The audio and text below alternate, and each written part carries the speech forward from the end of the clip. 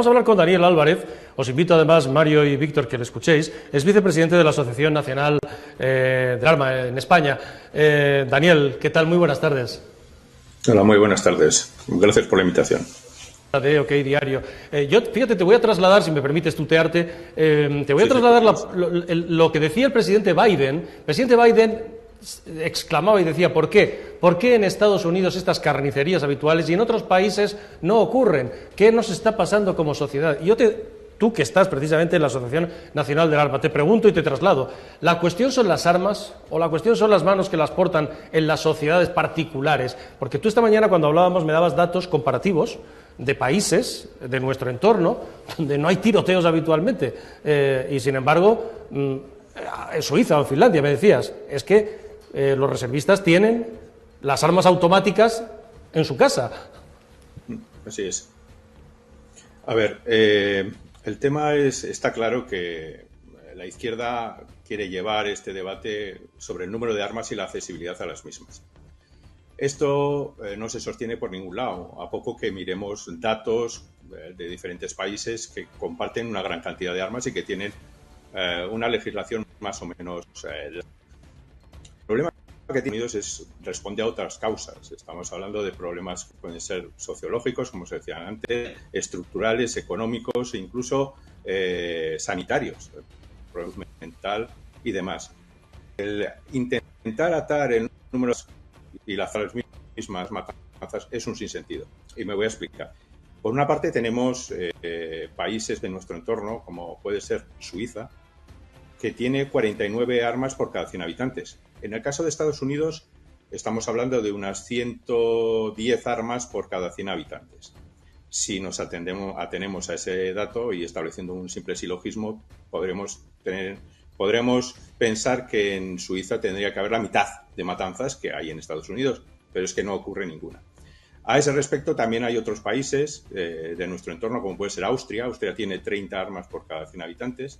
Y luego hay países que tienen, por ejemplo, muchas armas en porte, es decir, que sus ciudadanos van regularmente armados. Llevan a diario un arma encima. Este es el caso, por ejemplo, de la República Checa, que es el segundo país del mundo que tiene una segunda enmienda. La aprobó en julio del 2021 y es una enmienda un poco diferente a la de Estados Unidos. En Estados Unidos la enmienda, como todos sabemos, es una enmienda pues para permitir al pueblo defenderse de un Estado tiránico que tomase el control del gobierno. En el caso de la República Checa lo que han hecho es una enmienda de autodefensa en la Carta de Libertades de su Constitución que necesitaba una mayoría cualificada y lograron modificarla en julio del pasado año. ¿Qué ocurre? La República Checa tiene 10,7 millones de habitantes, más o menos.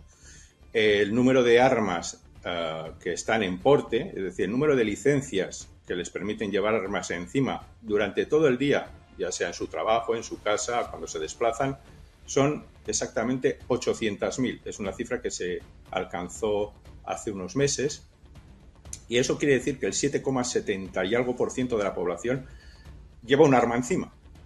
Y los ratios de criminalidad, de homicidios y demás, pues están en la media europea, incluso son más bajos que los que puedes encontrar en otros países. Con esto quiero decir que el número de armas, el acceso a las mismas, no es la característica o no es el elemento que se tenga que tener en cuenta cuando estamos analizando la realidad de Estados Unidos, que es una realidad cultural totalmente diferente a la nuestra. O además hay también un error muy habitual, que es intentar comparar todo un continente como es Estados Unidos con diferentes estados en el cual cada estado viene a ser casi un país con sus propias normativas y demás, frente a un país concreto europeo. Es algo que tampoco tiene sentido. Entonces, con todos esos datos está claro que la relación entre armas y matanzas pues no se sostiene. Y además, como me han preguntado esta mañana, no, pero es que los rifles que se venden en Estados Unidos son exactamente los mismos que se pueden comprar en España. En España tenemos 5,7 armas por cada 100 habitantes y son rifles semiautomáticos.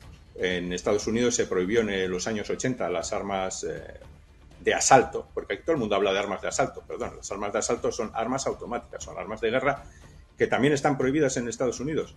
Hay unas cuantas armas que siguen en circulación, pero a raíz de una carta que es, bueno, una modificación que se hizo en los años 80, no se pueden ya comprar armas automáticas nuevas. Hay un parque muy pequeñito de armas que alcanzan precios astronómicos. Es decir, si un rifle semiautomático AR-15 puede valer del orden de $1.500, el mismo en automático legal puede costar 19 o 20.000 dólares, para que nos hagamos una idea. Son armas de coleccionista prácticamente, son armas que no están disponibles y que las armas además que se han utilizado en este caso son también semiautomáticas. Entonces, el problema ni es de las armas, ni es de la cantidad, ni de la persona. Si me permites, Daniel, lo que vosotros decís, bueno, los datos, cuanto menos los datos, no se corresponde tanto la ratio de número de armas por habitante como la de licencias, ¿no? De licencias deportivas incluso, no se corresponde, quiero decir, porque en esa misma en las proporciones que tú manejas y que nos das los datos,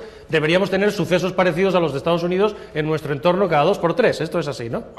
Correcto. Y no los hay. Yo te pregunto, ¿es fácil tener en España armas o conseguir armas y licencia de armas? ¿O para vosotros está suficientemente regulado, poco regulado, debería estar más regulado o menos? No lo sé. A ver, la regulación es similar en todos los países de Europa. Yo concretamente me he estudiado la legislación de los 27 países europeos en materia de armas. Luego, además, también hay que tener en cuenta que desde el año 2017 se ha uniformado bastante los reglamentos de armas de todos los países porque entró en vigor la directiva europea, una directiva que ya fue bastante restrictiva y bastante liberticida, porque no hemos tenido nunca problemas de prácticamente ningún tipo, y a raíz de los atentados del 2015 se inicia por parte de la Comisión una caza de brujas entre los usuarios de armas y se pretende erradicar las armas de los civiles en Europa. Todo esto además responde ni más ni menos que a la famosa Agenda 2030, que ya se lanzó en el 2015 y en la cual la propia ONU indica que, bueno, dentro de los famosos 17 Objetivos de Desarrollo Sostenible y las 169 metas están impregnadas el eliminar las armas de la sociedad. Concretamente, Izumi Nakasaki, que es la alta comisionada para el desarme civil y que tiene un alto cargo en la ONU, en su propia página web de la ONU hay un artículo del 2018 que indica claramente que la Agenda 2030 es una agenda netamente desarmista. En ese sentido, la Comisión inició estos trámites y demás. Esa armonización de la directiva que obligó al resto de países miembros ha hecho que tengamos todos más o menos los mismos procedimientos de concesión de licencias y demás. ¿Es fácil o sencillo? Bueno, relativamente. Es decir, tú tienes que estar limpio de antecedentes penales policiales, primer elemento, cosa que también en los Estados Unidos. Los Estados Unidos tienen un sistema que se llama NICS, que viene a costar $25, creo, por cada consulta, y una armería no te puede vender si no consulta en el NICS y sale negativo. Si sale positivo, no se te da el arma. Aquí en España pasa exactamente lo mismo, y en Europa también. Tienes que estar libre de antecedentes. O, adicionalmente, y tal vez eso es en lo que en Estados Unidos no falla o no se aplica, es el tema de la salud mental.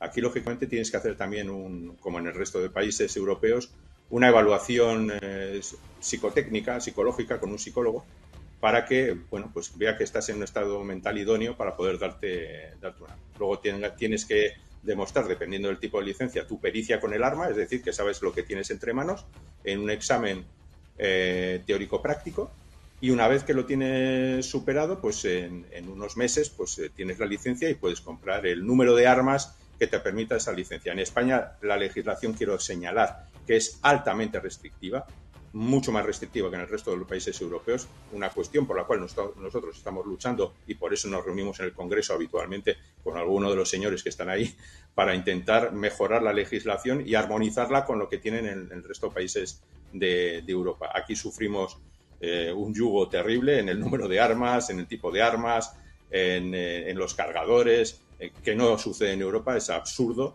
Y entonces, pues bueno, aprovecho también para quejarme sobre ese tema porque, lógicamente, la asociación está trabajando en 3 planos. El mediático, aquí, gracias a ti, estamos explicando un poco esto. El plano judicial, ahora acabamos de ganar una sentencia en el Supremo al respecto del reglamento de armas. y en el plano político reuniéndonos con los grupos políticos que nos quieren recibir, lógicamente, porque hay grupos que no nos quieren recibir, entre ellos el del señor Pablito Iglesias, que lógicamente a nosotros no nos quieren ni ver. Nos reunimos con quien nos recibe y explicamos la situación e intentamos mejorarla. Ese es el objetivo de nuestro lobby, que es netamente ciudadano. Daniel Álvarez, vicepresidente de la Asociación Nacional de Armas, gracias por acompañarnos en La Antorcha del Diario. Muchas gracias a vosotros por escucharnos.